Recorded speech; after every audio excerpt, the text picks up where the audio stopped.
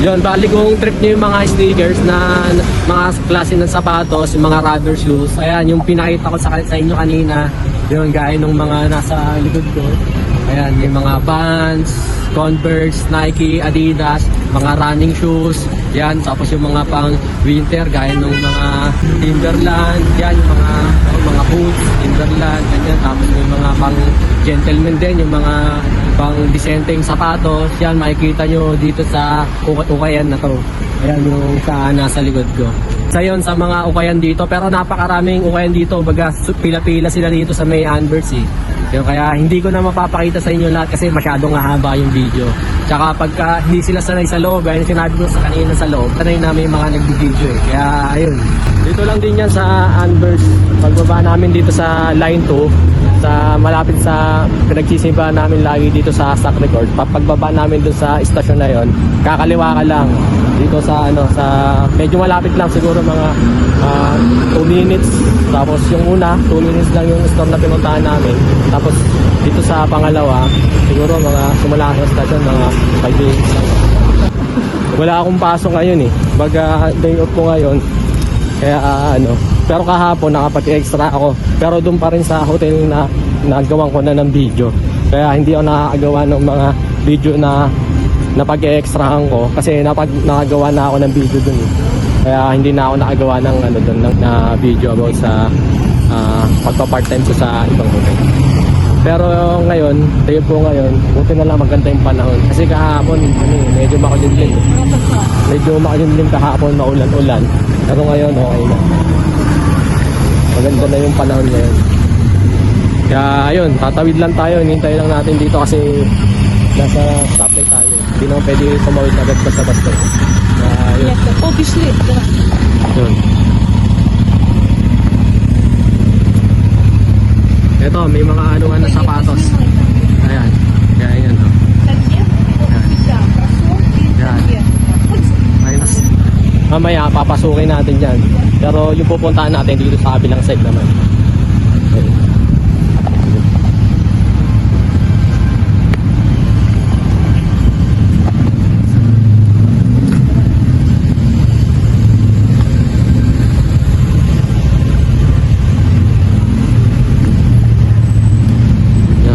Pupunta sa may pero hindi ko sure kung pwede ipasok yung sa loob eh. Pero susubukan ko, itatry ko kung pwedeng pumasok sa loob na nagbi-video kasi hindi sila sanay sa gano'n. Kumbaga nag-aalangan sila sa mga gano'n. Pero ito sinusubukan ko, nandito na ako sa loob nung na to, ng store na to. Mga vintage na jacket na nasa likod ko. Ayan, mga 50 euro, 30 euro. Sinusubukan ko makakuha ng video dito sa loob kasi bawal eh. Maga hindi siya pwede. Hindi ko sure kung uubra yung ginagawa ko ganito kasi pwede akong sitahin sa ganito eh. Maga sinisimplihan ko lang para hindi ako halata. Gaya ng mga jacket na yun. Gaya ng mga jacket na nasa likod ko yung mga vintage na yan. Nasa 50 euro siya, ganyan. Ganda, di ba? Uso sa atin yung mga ganon, yung mga vintage jacket na mga champion, yung mga ganon, mga sinosot ng mga hip-hop dyan sa atin, yung mga rapper, ganon. Ganon yung itsura niya. Ito, may nakita akong sapatos, Nike. Pero malaki. Pero maganda siya eh. Kaya lang malaki. Second hand din siya, pero good pa, good quality pa, good pa yung ano niya. Ganda.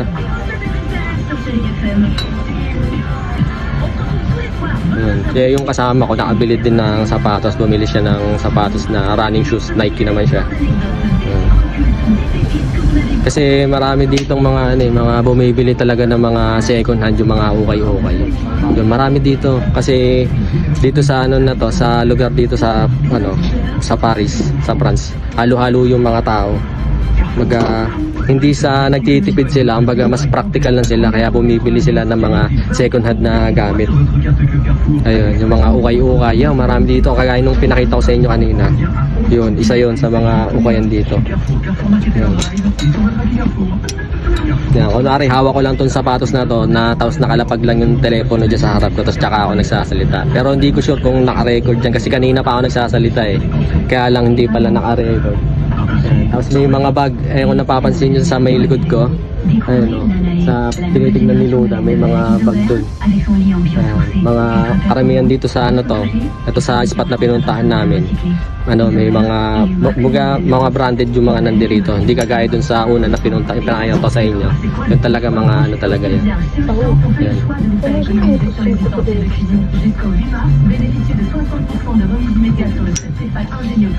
Teka lang, ipapakita. Inabutin lang ako.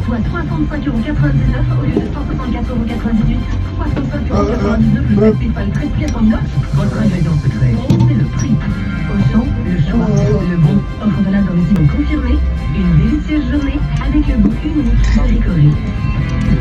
Pour votre voyage plus. Chez Taxi Vélo, prenez soin de la santé de vos animaux à prix promo. Jusqu'au 4 mars, profitez de 20% de remise sur toutes les croquettes Selectegold Medica de kilo 5%. Choisir Selectegold Medica, c'est choisir des recettes élaborées avec des vétérinaires. Pour les animaux en plateforme. Disponible aussi sur Maxi Vélo. Yung bali, inabot ko yung bag na nakita ni Luda na gusto niyang bilhin. Pero ito nakita niya binibili niyang sapatos eh. Itong Nike na to na running shoes. Bali, nakuha niya to ng 25 euro. Ito running shoes. Kulay pink. Marami kang pwedeng pagpilian dito. Gaya ng pinakita ko kanina sa labas, merong mga mga Vans, ganun, Vans, mga kung trip yung mga sneakers yun, may mga Vans doon. Ayan. May mga Converse yun. Kung mapapansin mo dito sa France kasi normal sila na nagpapalit ng mga gamit eh, kahit mga appliances, ganun. Kaya marami kang makikita ng mga na mga nilalabas lang sa kalsada yung kasi normal dito yon na nagpapalit sila ng appliances pag bumibili sila ng bago, kahit mga sala set, ganon, yung mga TV, lamesa, cabinet, yan, makikita mo yun pag nagpapalit sila sa kalsada, iniiwan na nila sa labas. Tapos yun, may mga kumukuha na rin na mga ibang na may kumukuha na rin nun, yun, ganon. Kaya ayun, kasi nisimplihan ko lang para kunwari, yan, hindi halata na kasi hindi ko sure ko, bawal kasi dito yung kumbaga hindi sila sanay na may nagsushoot dito ng ganito, nagsiselfone, nagka-camera, hindi sila sanay sa ganon. Pero to, all goods na rin to, ganda rin.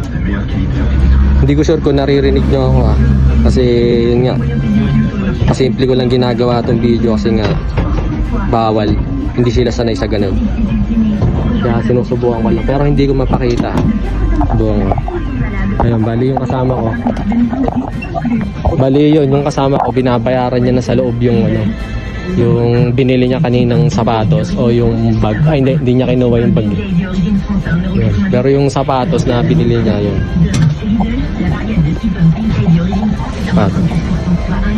Bali yan, yung nasa likod ko, yan, may mga Vans, Converse, yan yung mga niya rito. Yung brand na nandirito sa may bungad. Tapos yung nasa kaliwa naman, iba-iba, depende yung mga running shoes, gaya ng Adidas, Nike, yan. Pero dito sa spot na to, karamihan puro Vans. Ayan, sneakers. Ayan.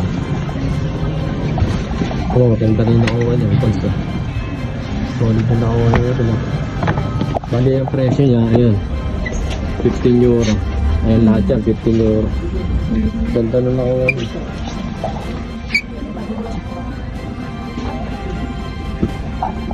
Karamihan puro Vans.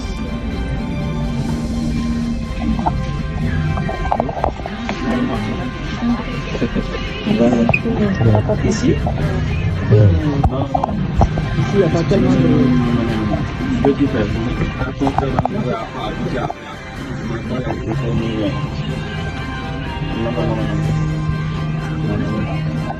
yun, bali papalabas na kami. Nakabili na siya ng second hand yan na sapatos. Yun. Bali yun, yung lugar na ito dito sa labas, ito. Ayan o. Ayan yung ikawan dito malapit sa Anvers. Ayan yung lugar. Bali nakabili siya ng sapatos. Ayan. Tapos dito sa kabila, ayan din. Parehas lang siya. Kaya lang dito, halos pang babae yung mga meron dyan. Ayan. Hindi ko napakita kanina sa inyo yung magkano yung mga nasa loob. Kasi bawal eh. Pagka hindi sila sanay, baka sitahin ako eh, kaya hindi ako sure eh. Baka sitahin ako sa loob, kaya sinisimplihan ko lang sa lugar na to dito sa Anvers. Pinakita ko lang sa inyo kung anong itsura, kung meron bang ukayan dito. Yan, meron. Marami, napakadami kasi napakarami ng mga tao dito kasi dito sa Paris, ito yung lugar ng ano eh, baga passion na bansa. Maraming mga ukayan gawa ng maraming mga mahilig bumili ng mga pang passion nga kasi dito normal lang talaga na nagpapalit sila ng mga gamit, kahit mga damit, mga sapatos. Yan normal lang, kaya binibenta rin talaga dito yun. Kaya marami din nabili. Hindi sa nagtitipid sila, kumbaga ano lang sila, mas practical sila. Kaya normal lang dito yung ganun na may mga second hand na na mga item ganun. Mga pre-love kagaya dyan sa atin. Yun. Bali yun, hindi ko na napakita kung magkano yung mga price kasi nag-aalangan din ako, baka sitahin ako eh. Kaya hindi sila sanay sa ganun. Kaya hindi ko na napakita dun sa loob. Pero ayun, totoo na merong mga dito, maraming mga ukayan. Kasi yung Paris nga yung pinaka pagdating sa fashion dito sa Paris. Marami kang makikita iba't ibang klaseng style ng mga suotan dito kasi wala silang pakilamanan eh. Kung anong itsura mo, kung anong mo, wala silang pakilamanan. Ganun. Kung anong trip mo, anong itsura ng gusto mong forma, dito lahat makikita mo. Lahat ng klase, iba't iba. Kasi halo-halo rin yung mga tao. Tapos kumbaga dito ka makita talaga ng mga fashion na iba't ibang klase. Yung mga style, ganun. Pero magaganda tignan sa kanila, gawa nga ng sila, mga puti.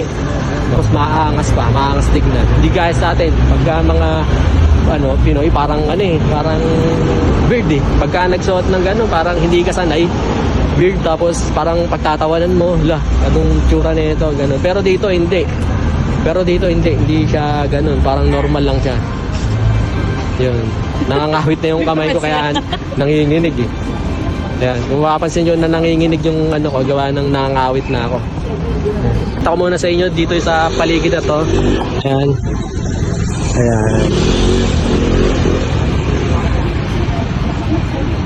Ayan yung lugar nung ayan yung lugar.